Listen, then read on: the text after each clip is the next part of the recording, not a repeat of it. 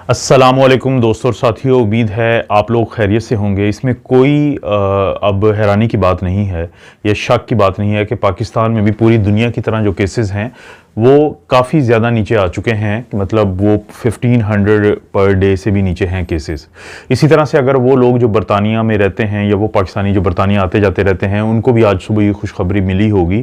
कि बरतानिया ने भी हर किस्म की जो रिस्ट्रिक्शंस हैं, पाबंदियां हैं अपने मुल्क में, वो ख़त्म कर दी हैं और लोग वहाँ पे अब फ्री हैं, वहाँ पे कोई ख़ास पाबंदियां नहीं रही हैं। लेकिन बहुत सारे पाकिस्तानी एक सवाल पूछते हैं, वो सवाल ये होता है कि ये पाकिस्तान में जो कर्व तेज़ी से नीचे आ रही थी, तो इसका नीचे आने का जो अमल है वो किसी हद तक फिर सुस्त रफ्तार क्यों हुआ है। और इसी तरह से कराची में एक दोस्त हैं डॉक्टर शहराज, वो जो कि डेंटिस्ट हैं बुनियादी तौर पे, तो उन्होंने भी कल मेरे साथ ये डिस्कशन की कि केसेस अचानक क्यों बढ़ते हैं दरमियान में।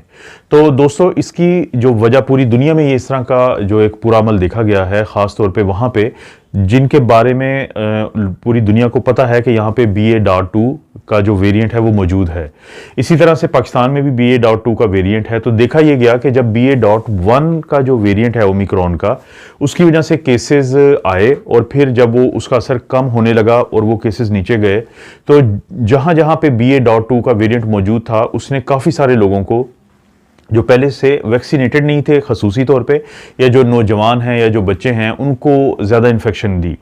उनको ना सिर्फ ये कि इन्फेक्शन दी बल्कि उन बाज़ लोगों में ये री इन्फेक्शन का अमल भी हुआ। लेकिन BA.2 अगरचे इसमें कोई शक नहीं है कि बहुत तेज़ी से फैलता है बनिस्बत BA.1 के, लेकिन सबसे जो खुशाइंद बात है वो ये है कि ये ज़्यादा ख़तरनाक नहीं है, ये ज़्यादा नुकसान नहीं पहुँचाता जिस्म को। तो इसलिए हम देखते हैं कि बहुत सारे ममालिक की तरह, यानी जैसे साउथ अफ्रीका है या डेनमार्क है, और भी दुनिया के बहुत सारे ममालिक हैं जहाँ पे BA.2 है,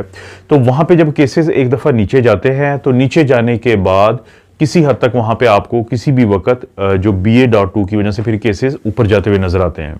और इस सारे बात करने का मकसद ये है कि वो लोग जो इन चीज़ों पे नज़र रखते हैं और जो थोड़ा सा मुहतात रहते हैं, तो उनको ये समझना चाहिए कि क्योंकि पाकिस्तान में ये दोनों वेरिएंट हैं, अगरचे हम इनको ओमिक्रॉन के वेरिएंट कहते हैं, लेकिन मैं अपनी वीडियोस में बता चुका हूं कि इन दोनों के दरमियान बहुत ज़्यादा फ़र्क है। तो जहां पे भी जिस भी मुल्क में या जिस भी मुआशरे में ये BA.1 और BA.2 दोनों मौजूद होंगे, तो इस बात के काफ़ी ज़्यादा चांसेस हैं कि अगर एक की वजह से इन्फेक्शन कम होती हैं तो दूसरे की वजह से इन्फेक्शन बढ़ सकती हैं। और ख़ासतौर पर BA.2 तेज़ी से फैलने की वजह से ज़्यादा लोगों को कम वक्त में इन्फेक्शन देता है। लेकिन दोनों के बारे में एक चीज़ क्लियर है कि ये बहुत ज़्यादा सिवियरिटी नहीं करते, ये बहुत ज़्यादा शिद्दत की बीमारी पैदा नहीं करते। और BA.2 के बारे में एक और चीज़ जो सामने आई है कि वो लोग जो डेल्टा या अल्फ़ा या बीटा वायरस से जिनको इन्फेक्शन हुई थी और उसके बाद से अभी उनको काफ़ी टाइम गुजर चुका था, तो उन लोगों को री इन्फेक्शन हुई है BA.2 की वजह से। लेकिन वो री इन्फेक्शन भी बड़ी हल्की है, उसमें भी जो गले की ख़राबी है और जो ज़ुकाम की कैफियत है या जिस्म में दर्द की कैफियत है, और ख़ास तौर पे बहुत सारे लोगों को ये जो गले में खराश या गले में दर्द का एक मसला चल रहा है, तो इसका बहुत ज़्यादा ताल्लुक देखा गया है कि वो BA.2 की वजह से है। लेकिन क्योंकि पाकिस्तान में बहुत ज़्यादा जीनोम सीक्वेंसिंग नहीं की जा सकती, तो इसलिए पाकिस्तान के बारे में 100% ये कहना कि ये जो अचानक केसेस नीचे जाते हुए, या तो वो बहुत टाइम लगा है या फिर यह है कि नीचे जाते हुए अचानक जब उनमें बढ़ोतरी आती है, तो इसकी क्या वजह हो सकती है 100%। लेकिन जिन उन ममालिक में जहाँ पे जीनोम सीक्वेंसिंग होती है, तो वहां पे ये अमल देखा गया है कि जब ऐसा कुछ हुआ है तो वहां पे नए आने वाले केसेस को जेनेटिक उनकी स्टडीज की गई हैं।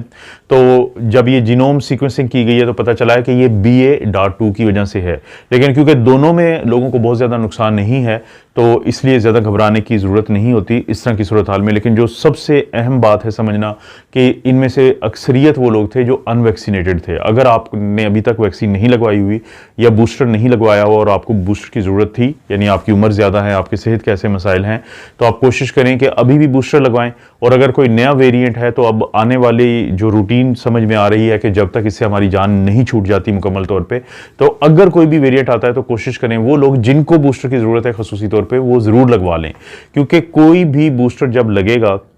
किसी भी वेरिएंट के खिलाफ, जिसमें फाइजर या मॉडर्ना या कोई भी वो वैक्सीन्स हैं जिनकी अफादियत ज़्यादा है, तो किसी भी वेरिएंट के खिलाफ जो एंटीबॉडीज़ बनी होंगी वो काफ़ी ज़्यादा प्रोटेक्शन देंगी हर किस्म के नए आने वाले वेरिएंट के खिलाफ। तो ये छोटे छोटे लोगों के सवालात होते हैं, तो मेरी कोशिश होती है कि कोई छोटी सी इन पे वीडियोज़ बना दी जाए। आपके जहन में भी कोई सवाल हो तो ज़रूर पूछें। आप अपना और अपनी फैमिली का ख्याल रखें। अल्लाह ताला आपको और आपकी फैमिली को हर किस्म की बुराई, बीमारी और आजमाइश से महफूज रखें।